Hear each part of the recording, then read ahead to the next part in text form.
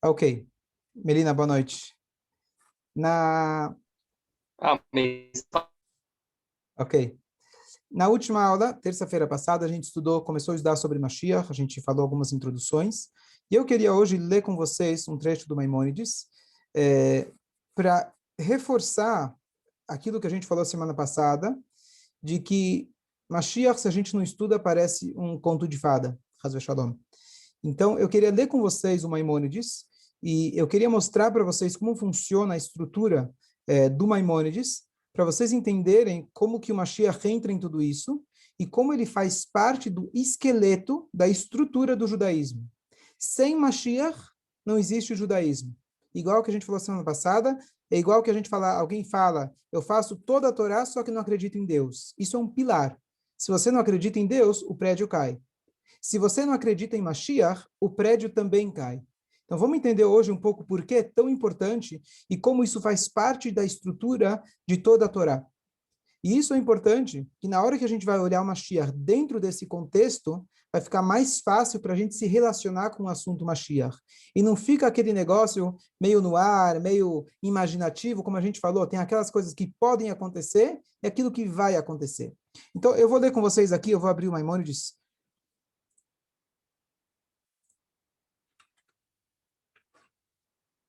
Só um instante.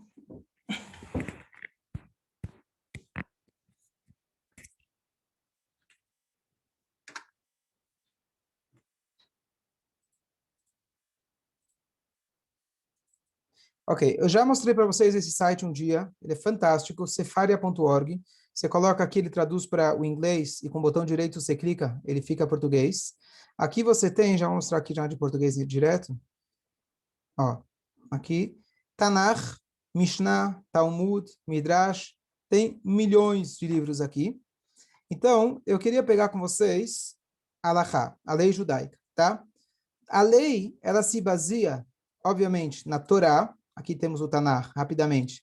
Temos os 5 livros da Torá. Aqui estão contidas todas as 613 leis, mitzvot da Torá. Então, essa é a Torá. Estou passando rapidamente. Depois, a gente volta. Depois da Torá, nós temos os comentários da Mishnah, Talmud, ao longo das gerações. E nós temos no século XI, mais ou menos, que é a época que os legisladores, Rashi, o famoso Rashi viveu, depois o Maimônides, eles viveram. Então, se eu entrar aqui, Halakha significa lei, e nós temos aqui uma das obras do Maimônides, que se chama Mishnei Torah. O que é Mishnei Torah? Seria como se fosse um resumo da Torá, de tudo aquilo que a gente tem que fazer. Então, só para vocês terem uma ideia, ele escreveu 14 livros, e cada livro ele é composto de seções, e cada seção tem vários capítulos, e cada capítulo tem vários artigos. Então, por exemplo, aqui, Sefer Madá, ele tem aqui os fundamentos da Torá, leis de estudo de Torá, leis de idolatria, leis de tchuvá, de arrependimento. Depois ele passa para Ahavá, amor. Por exemplo, aqui, circuncisão, leis de bênçãos, tefilin, mezuzá, leis do Shema, por exemplo. Depois, Zemanim, significa épocas, Shabat. Depois você tem aqui o Yom Kippur, Sukkah, Lulav, e assim por diante. Depois tem o próximo livro, Mulheres, Casamento, Divórcio, e assim por diante. Kedushá, comidas proibidas, kasher, o abate kasher, e assim por diante. Sefer Aflaá, promessas, juramentos, o Nazir, que não existe mais hoje em dia. Zraim, são as leis agrícolas, não misturar espécies, os presentes que você tem que dar para o pobre, os presentes que você tem que dar para o Cohen, e assim por diante. Avodá, Avodá é o trabalho no templo. Então, os vários tipos de a estrutura do templo, todos os utensílios que tinha no templo, o que não podia se fazer no templo, e assim por diante. Korbanot, todos os tipos de sacrifícios, das festas, de Pesach, etc. Tahará, tudo que está ligado com impureza e pureza. Então, tem do leproso, a vaca vermelha, e assim por diante. Vocês vão entender por que eu estou passando por tudo. Nezikim significa prejuízos, roubo, alguém prejudicou coisas do outro, assassinato, Depois, Kinyan, que significa aquisições, leis de vizinhança, leis de escravos, leis de um agente ou sócio, vendas. Depois, Mishpatim, contratos, heranças, empréstimos. Depois, Shoftim, ok? Acompanha comigo. Shoftim é a lei de como se compõe um tribunal, leis de testemunhas, leis de uma pessoa rebelde, leis de, está aqui quase por último, que é o final da vida, do ciclo da vida, que é leis de luto. E aqui, por último, né, a última sessão dos 14 livros do Rambam chama Reis e Guerras. Nós temos na Torá várias leis pertinentes a um rei, várias leis como uma guerra deve funcionar, e aqui a gente vai entrar e nós vamos ver que temos aqui 12 capítulos. O penúltimo capítulo de todo a coleção de livros é onde ele traz para a gente o conceito de Mashiach. O Mashiach, ele vai se levantar. E aqui a gente vai começar a ler juntos. Por que eu fiz toda essa introdução com vocês? Por que é importante? Número 1, uma curiosidade incrível. A gente vê quantos assuntos tem na Torá. Mas, além disso, por que o Mashiach ele está no final? A ordem que o Rambam era extremamente meticuloso. Vocês não têm ideia o que significa isso? Numa época que não tinha quase maneira de escrever, ele não tinha os meios para escrever. Ele era um médico, ele tinha que cuidar da parnassá da família dele. Como ele conseguiu compilar todo o Talmud? Que, aliás, vou mostrar aqui para vocês, só para vocês terem uma pequena ideia, quantos livros tem no Talmud, como se fosse que dá para a gente ter uma noção. Mas ele compilou todo o Talmud, e o que veio depois, em 14 livros. Ele reorganizou tudo. Talmud aqui, só para a gente ter uma ideia, quantos livros são? Ó, só para vocês terem uma ideia. Tudo isso aqui é o Talmud. Cada um deles, e depois tem aqui os comentaristas. Cada um desses livros do Talmud tem uma média, vamos colocar assim, de 80 páginas. Dificílimo de se estudar. Ele compilou tudo, organizou tudo, numa linguagem que vocês vão ver que a gente consegue entender. Então, realmente um gênio, um dos maiores gênios rabinos da nossa história. Então, o que acontece? A ordem que ele estruturou é super importante. E é isso que eu queria, primeiro ponto, compartilhar com vocês.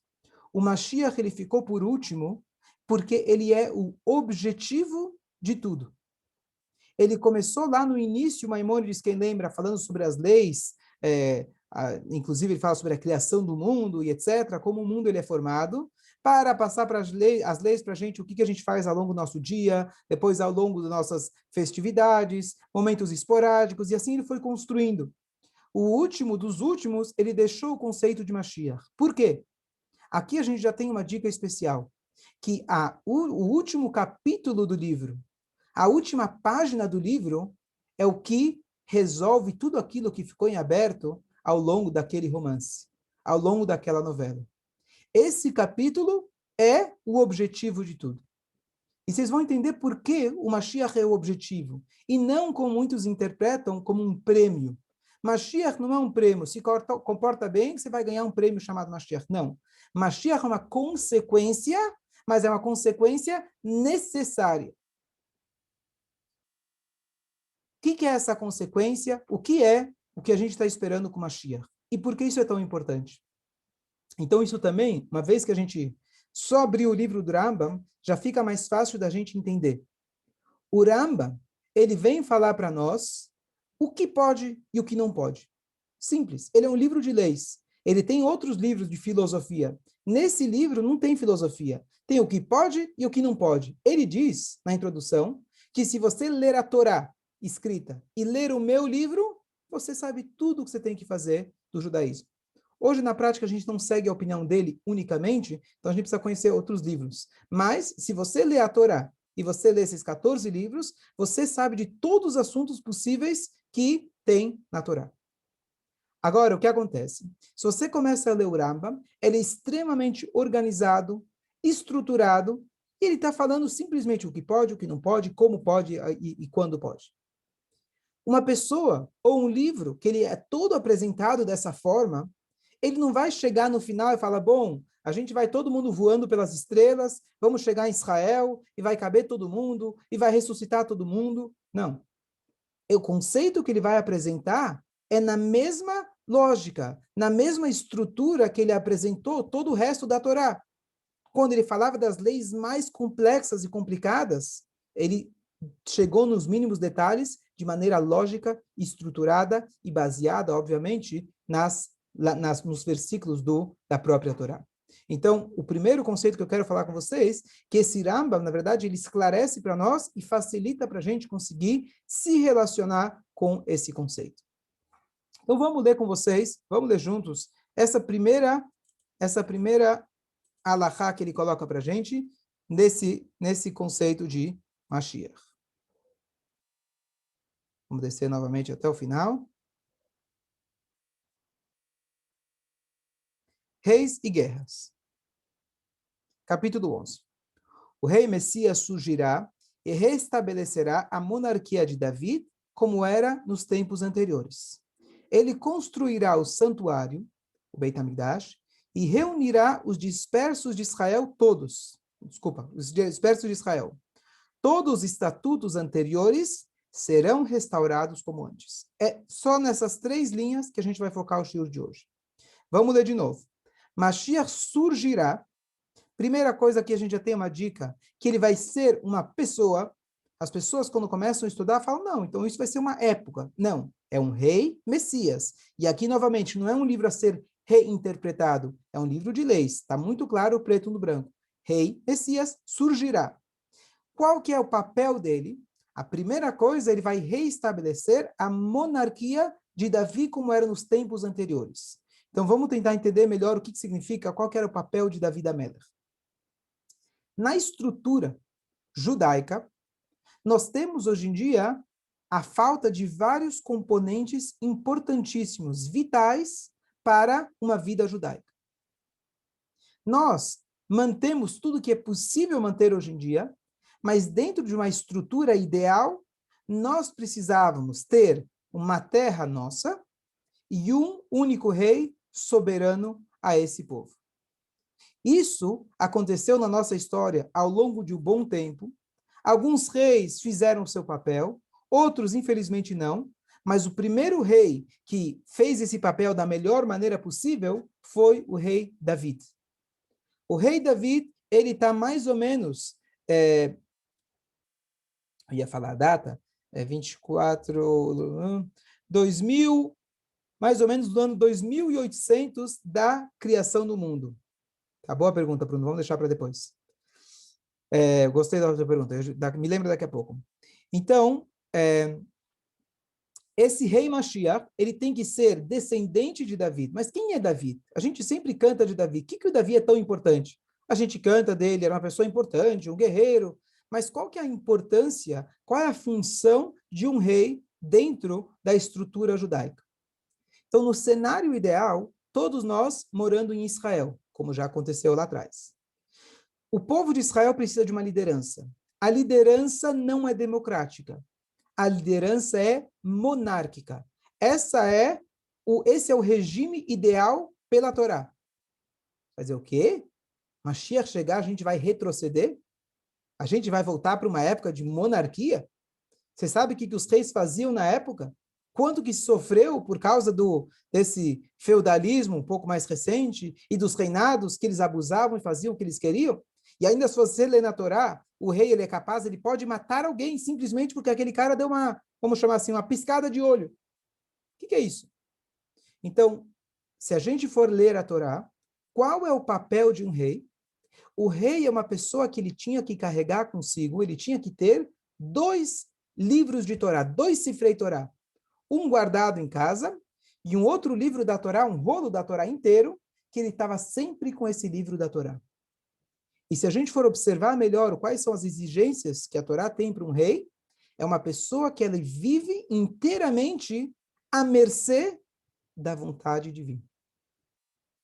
Então, as más experiências que tivemos ao longo da história com reis são aqueles reis que, por algum motivo, não mereceram eventualmente serem reis, porque eles não seguiam a diretriz que Hashem dá. O rei não é o orgulhoso, o rei é o mais humilde, começando por Moshe Rabbeinu, que não era um rei, mas deu esse exemplo.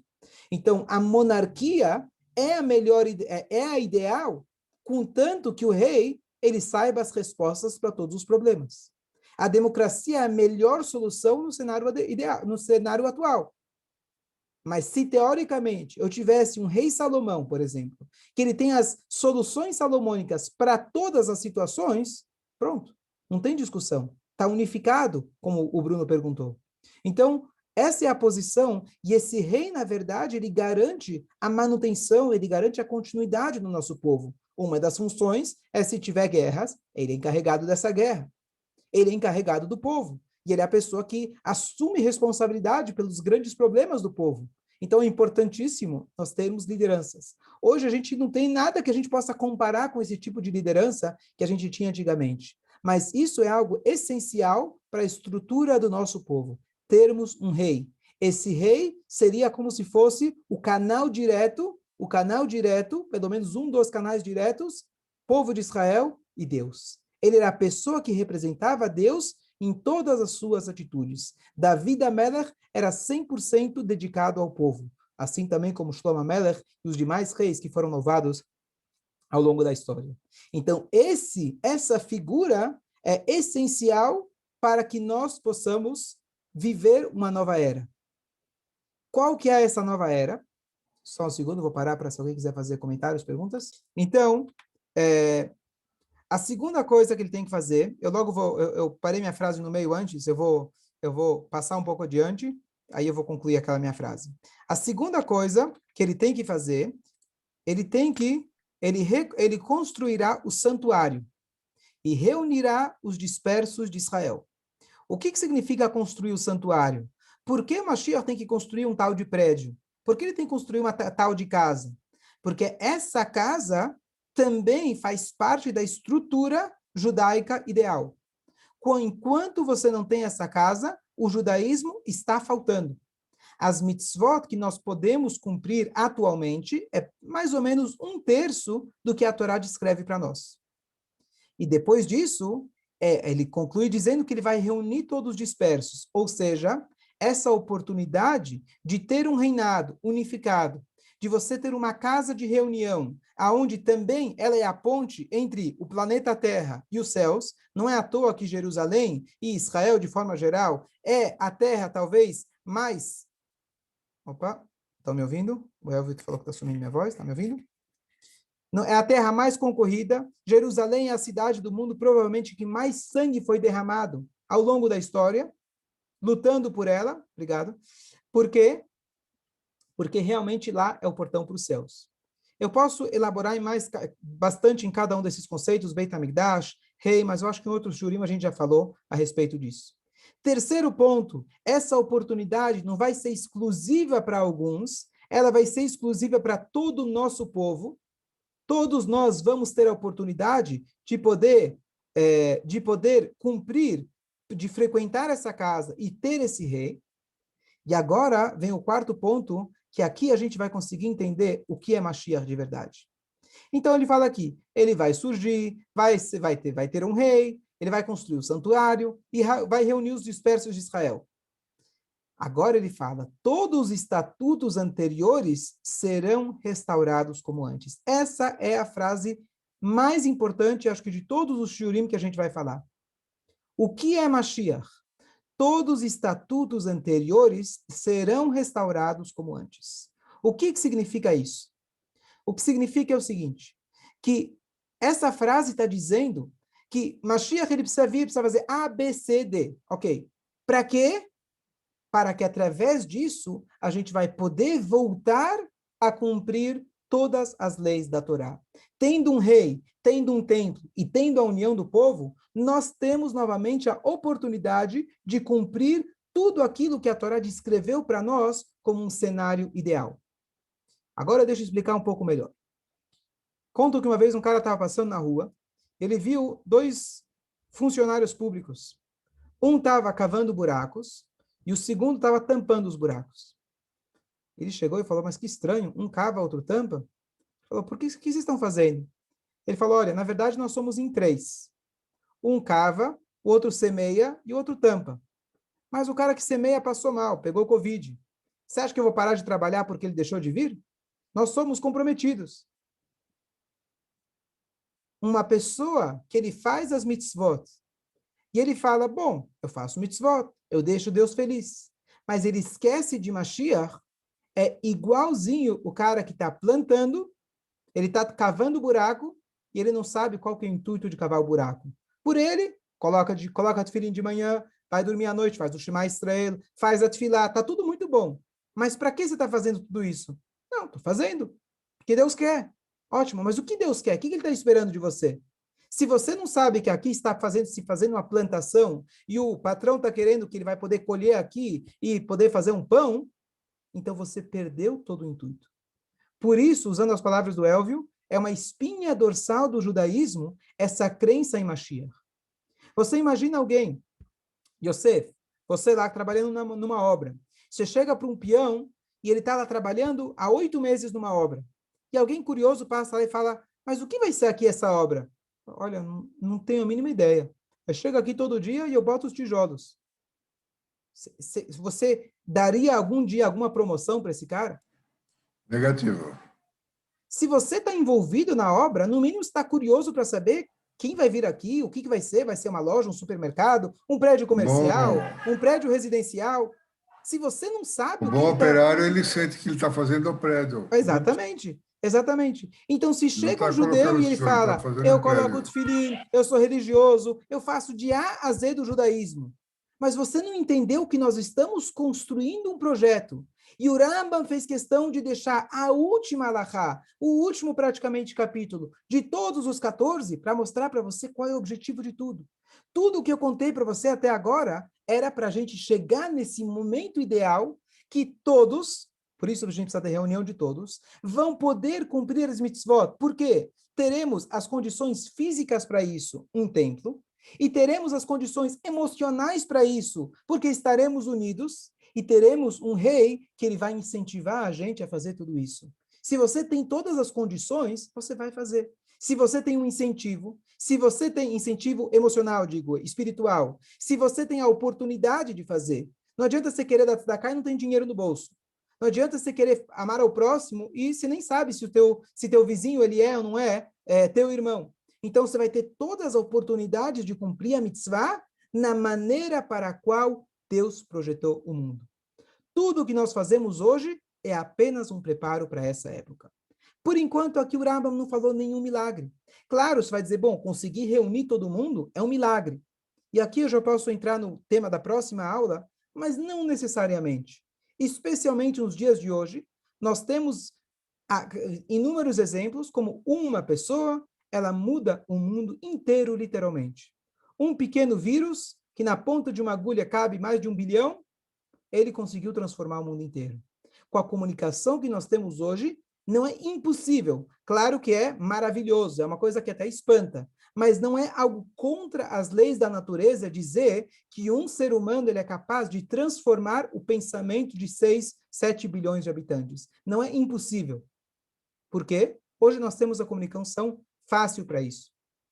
Você vai dizer, bom, como que ele vai construir o templo? Só se for na Uganda. Oriente Médio está meio difícil.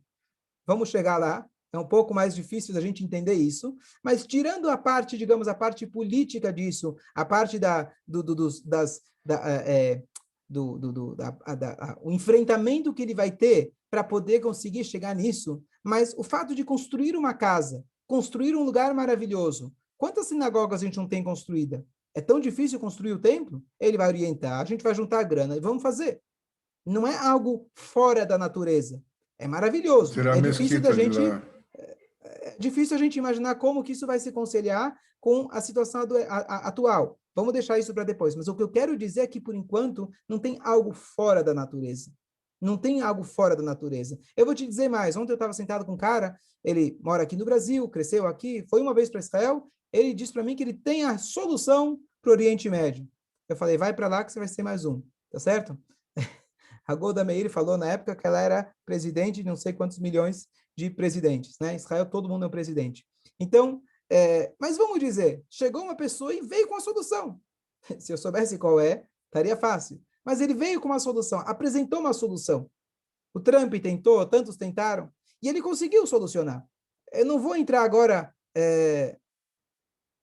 Eu vi que você falou.